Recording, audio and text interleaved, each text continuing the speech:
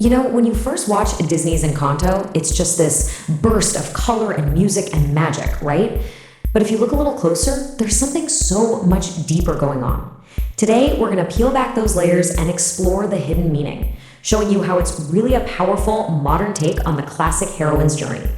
So, to really get what's happening, we have to follow Mirabel's path. We're going to start with those first warning signs, the cracks in the family's magic. And we'll follow that thread all the way to the end to see how they rebuild everything and become stronger than they ever were before. Okay, so the core problem in the movie, the thing that kicks everything off, is that the magical family magic is failing. But here's the twist. The source of all this decay isn't some bad guy trying to get in. Nope, it's internal. It's coming from the matriarch herself, Abuela Alma. To really understand Abuela, we've got to talk about this powerful psychological archetype called the devouring mother.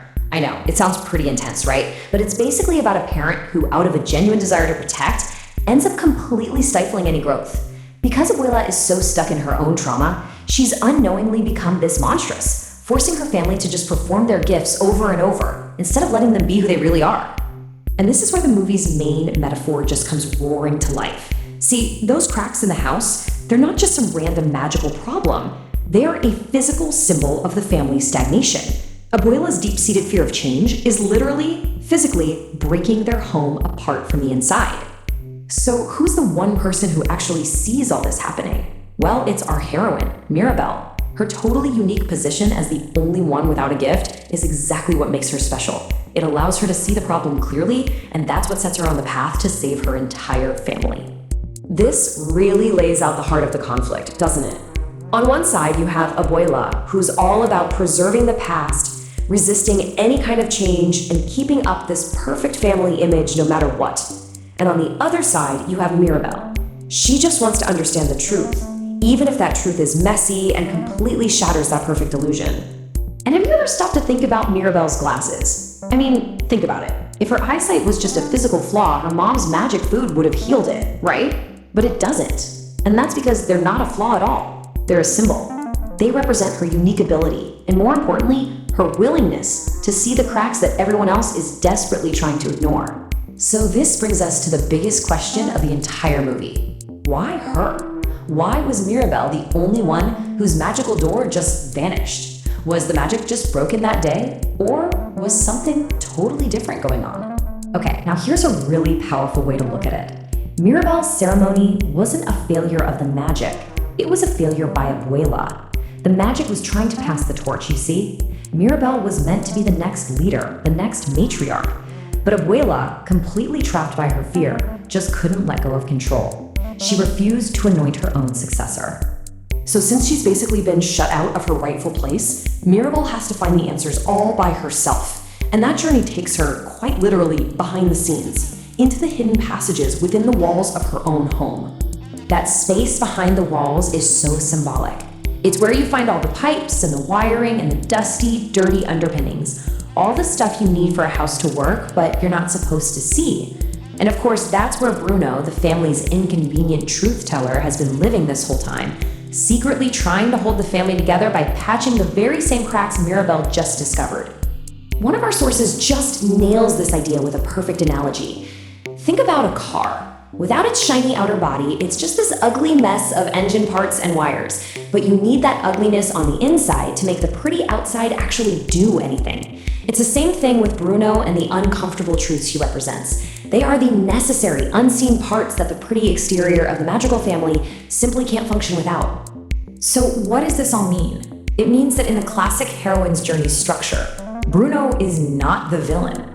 He's not the bad guy at all. He's actually Mirabel's guide. He's like her fairy godmother figure, the one who helps her find her way through the dark forest of family secrets to get to the truth she's so desperately searching for. So now Mirabel is armed with the truth, and her journey is about to hit its climax. She has to confront Abuela directly. This isn't just an argument, it's a clash of entire worldviews, and it's the thing that's finally gonna bring the whole house down. All right, let's just ask the question that I'm sure a lot of us have after watching the film. When you see all the pain she causes, is Abuela the villain of Encanto? It seems like an easy yes, but the story is so much more clever than that. See, the movie is telling us that the real antagonist here isn't a person at all. It's a pattern of behavior that was born from trauma. Mirabel isn't really fighting her grandmother. She's fighting that devouring mother archetype that has taken her over. She's fighting the fear that smothers all growth in the name of protection. And that confrontation has an immediate, catastrophic result. You can just watch it happen. As their argument gets more and more intense, the cracks spread like wildfire until the house itself, the very symbol of their magic and identity, completely collapses.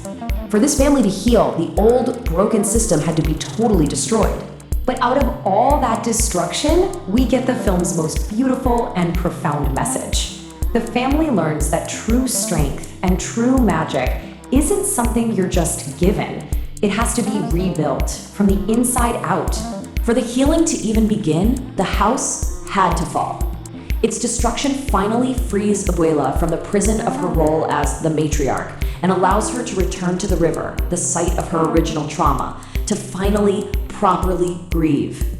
Only after that can she and the rest of the family start to move forward. We can actually see this path to healing happen in a few really clear steps. First, the old broken system falls apart. Then, the matriarch heals from her founding trauma. And then, and this part is so important, the family and the whole community come together to rebuild the house with their own two hands without any magic. Only after their new foundation is built on their own strength does Mirabel, the new matriarch, place the final doorknob and restore the magic. And all of that leads to this beautiful, powerful takeaway. The miracle was never some external gift that made them special. The magic actually comes from them. It comes from their love, their unity, their willingness to be vulnerable and whole. They are the magic. And that leaves us with one last question that really brings this whole story home. Because the journey of the magical family, it's like a mirror for our own lives, our own families, and our communities. It asks us to look closely and really think about it. What happens when we try to ignore the cracks in our own foundations?